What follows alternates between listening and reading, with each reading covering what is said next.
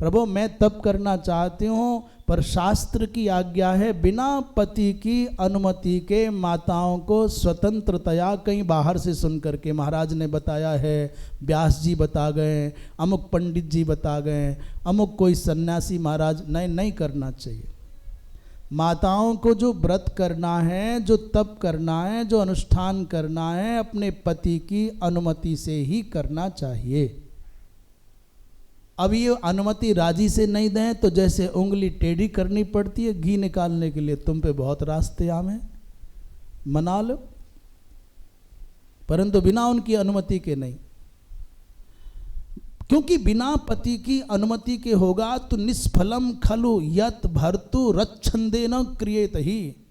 पति की अनुमति के बिना यदि होगा तो उसका फल नहीं होगा, निष्फल हो जाएगा, और उसका परिणाम तो और भी खतरनाक बताया जा रहा है, भर्तुच्छेदनम नारीणाम। ऐसा भी हो सकता है कि आप कर रहे हो अच्छे के लिए पुण्य और व्रत, और कहो हाथ ही धोना पड़ जाए उन श्रीमान जी से, ये भी संभव है।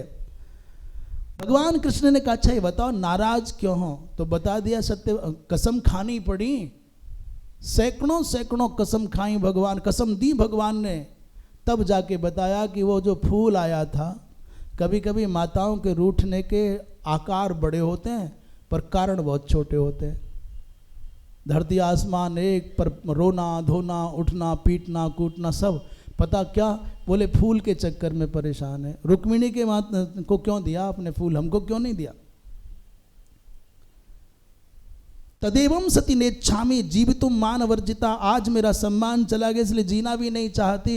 अंत में भगवान कृष्ण ने अनुमति दी, और अंत में भगवान ने यह भी कहा कि देवी आप चिंता मत करो, मैंने रुक्मिणी को तो केवल एक फूल दिया है, तुम्हारे लिए तो पूरा कल्प वृक्ष उखाड़ के ले आओ। सत्यभामा ने कहा झूठ बोलते हो, कहीं नहीं लाओगे कल्प वृक्ष, भगवान ने कहा नहीं लाएंगे। और नारद जी महाराज के माध्यम से भगवान ने सूचना पहुंचाई इंद्र को कि कल्प वृक्ष चाहिए, हम लेने आ रहे हैं। इंद्र ने कहा खबरदार, स्वर्ग की संपत्ति एक कणक भी नहीं दो, ये धरती पर नहीं जा सकती। भगवान शंकर ने भी एक बार कल्प वृक्ष मांगा तो चरण पकड़ करके हाथ जोड़ करके इंद्र ने मना लिया, पर कल्प वृक्ष नहीं दिया। भगवान ने फिर दोबारा भेजा नारद जी को, कह दो जा करके कि मैं आक्रमण करने को तैयार हूं। इंद्र पहुंच गए बृहस्पति की शरण में, महाराज क्या करूं।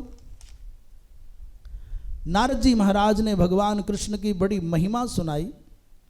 बृहस्पति जी ने कहा देखो एक काम करो, तथा शक्र करिष्यामि यथा न्याय्यम भविष्यति। अब लड़ाई होती है तो थोड़ा बहुत हो जाने दो, मैं बीच का रास्ता निकालूंगा। भगवान कृष्ण ने इंद्र पर आक्रमण किया, युद्ध भी हुआ। अंत में कश्यप और अदिति दोनों के दोनों आए। पहले भगवान शंकर की शरण में गए, प्रभु अनर्थ हो रहा है, ये कृष्ण और इंद्र दोनों मेरे ही अपने हैं, दोनों लड़ रहे हैं। भगवान शंकर ने कहा कि मध्यस्थता मैं नहीं करूं, तुम जाओ, दोनों के बीच में जाओ, तुम्हारे दोनों बच्चों का, अर्थात कृष्ण भी एक प्रकार से भगवान कश्यप जी महाराज की वसुदेव के रूप में पुत्र भाव से हैं, और इंद्र तो कश्यप जी के साक्षात पुत्र हैं ही हैं।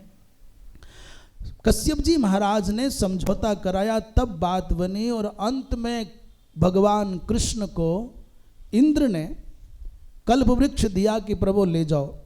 भैया रात्रि को युद्ध विराम हुआ, और अंत में रात्रि में भगवान कृष्ण ने गंगा जी का स्मरण किया। बिल्व फल पर ही भगवती माँ गंगा के सहित भगवान शंकर की भावना की और पूजन करने लग गए। तस्थौ उपरि बिल्वस्य तथा गंगोदकस्य च।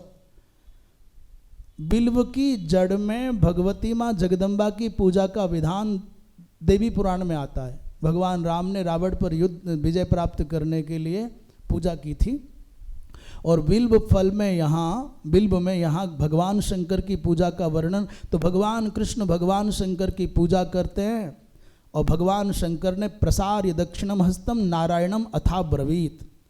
भगवान शंकर ने कहा घबराओ मत, धैर्य धारण करो, पारिजात लेकर के ही जाओगे। अंत में समन्वय हुआ, समझौता हुआ, और कल्प वृक्ष लेकर के भगवान द्वारिकापुरी आए हैं। सत्यभामा ने पुण्यक व्रत किया है, जिस व्रत को पहले माता पार्वती ने भी किया था। उस संकल्प में 1000 गायों के सहित भगवान कृष्ण का दान किया है सत्यभामा ने नारद जी महाराज को। अपनी सबसे प्रिय वस्तु दान की जाती है, सबसे प्रिय भगवान कृष्ण दान कर दिए, नारद जी महाराज कृष्ण को लेकर चल दिए। अब सत्यभामा छटपटाई, प्रभु कहाँ जा रहे हो? बोले तुमने दान कर दिया, नारद दे में ही नहीं। सत्यभामा कहे प्रभु इनके बिना तो जी नहीं पाएंगे। तो बदले में कुछ दक्षिणा 1 सवत्सा गौ और तुलसी दल दे करके तब नारद जी महाराज से भगवान कृष्ण को वापस पाया है।